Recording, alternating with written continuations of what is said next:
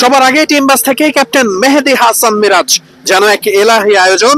ক্যান্ডির হোটেলে টাইগারদের বরণ করে নিতে সব ধরনের প্রস্তুতি ছিল আগে থেকেই। তাসকিন আহমেদকেও দেখছেন খুব স্বাভাবিকভাবেই ক্রিকেটারদের স্ত্রীদেরও দেখা গেছে একই সাথেই টিম বাস নির্ধারিত সময়ে টিম হোটেলে এসে পৌঁছায়। কলম্বো থেকে বাংলাদেশ দলের টিম বাস রওনা হয়েছিল বিকাল নাগাদ। আর এক ম্যাচ জিতলেই সিরিজ জিতবে টাইগাররা, এমন সমীকরণে বাংলাদেশ দল বর্তমানে ক্যান্ডিতে এসে পৌঁছে গেছে। ক্যান্ডির যে 5 তারকা হোটেলে বাংলাদেশ দল অবস্থান করবে, সেখানে সন্ধ্যা নাগাদ বাংলাদেশ দলের টিম বাস এসে পৌঁছায়। ঠিক যেমনটা দেখছেন ক্যাপ্টেন মেহেদী হাসান মিরাজ, তিনি টিম বাস থেকে সবার আগে নেমে এসেছেন। বিশেষ পদ্ম ফুল দিয়ে তাকে বরণ করা হয়েছে। শ্রীলঙ্কার ঐতিহ্যগত সংস্কৃতি, বিশেষ করে ক্যান্ডির বিশেষ রিসেপশন দেওয়া হয়েছে বাংলাদেশ দলকে।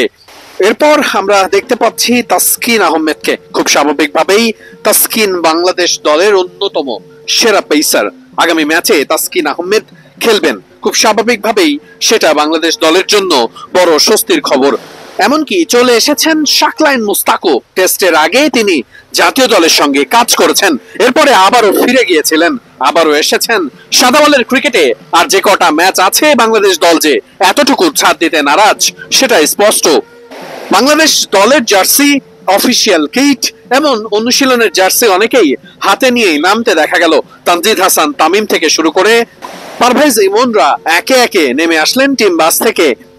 গত ম্যাচে চোট পেয়েছিলেন নাজমুল হোসেন শান্ত। নাজমুল হোসেন শান্ত সুস্থ আছেন কিনা সেটা নিয়ে অনেকেরই প্রশ্ন ছিল। অন্তত সেই প্রশ্নের সব সংশয় দূর হয়ে গেছে আজ। শান্ত এসেছেন দলের সাথেই, তাই শান্ত পরবর্তী ম্যাচে খেলতে পারেন সেই সম্ভাবনাই সব থেকে বেশি। শান্তকে জিজ্ঞেস করা হয়েছিল পায়ের কি অবস্থা, শান্ত বলেছেন এখন পর্যন্ত সবকিছু ঠিকঠাকই আছে। ঠিক যেমনটা দেখতে পাচ্ছেন ক্রিকেটাররা টিম বাস থেকে নেমে যার যার লাগেজ গুলো সংগ্রহ করছেন এবং সেই লাগেজ সংগ্রহ শেষ করে ক্রিকেটাররা যার যার রুমের চাবি বুঝে নিয়ে তারপরে নিজের রুমে চলে যাবেন। খুব স্বাভাবিকভাবেই যে আয়োজনটা তারা করেছে বাংলাদেশ দলকে রিসিভ করতে, সেটা নিয়ে আলাদা আরো একটা প্রতিবেদন এর পরপরই থাকবে। আপাতত বাংলাদেশ দল যে ক্যান্ডিতে পৌঁছে গেছে 5 তারকা হোটেলে, তারা যে হোটেলটাতে থাকবে সেই স্টোরি, সে গল্প আসলে আপনাদের সামনে আমরা তুলে ধরছি। খুব স্বাভাবিকভাবেই দেখছেন ক্রিকেটাররা একে একে টিম বাস থেকে নেমে আসছেন। রিশাদ হোসেন, তানজিম হাসান, সাকিব, হাসান মাহমুদ, মুস্তাফিজুর রহমানরা সকলেই টিম বাস থেকে নেমে যার যার ব্যাগপত্র বুঝে নিয়ে এরপরে টিম হোটেলে প্রবেশ করছেন। গত ম্যাচের নায়ক পারভেজ হোসেন ইমনকেও আমরা দেখছি খুব স্বাভাবিকভাবেই দারুণ শুরু করছেন তিনি। এক ম্যাচে তানজিদ হাসান তামিম ভালো করছেন, তো আর এক ম্যাচে পারভেজ ইমন ভালো করছেন। লিটন দাসের সময়টা খুব একটা ভালো যাচ্ছে না, তবে লিটন যে ক্যালিবারের ব্যাটসম্যান, তাতে করে লিটন যে কোনো সময় আবার ফর্মে ফিরে আসবে সেটাই প্রত্যাশা।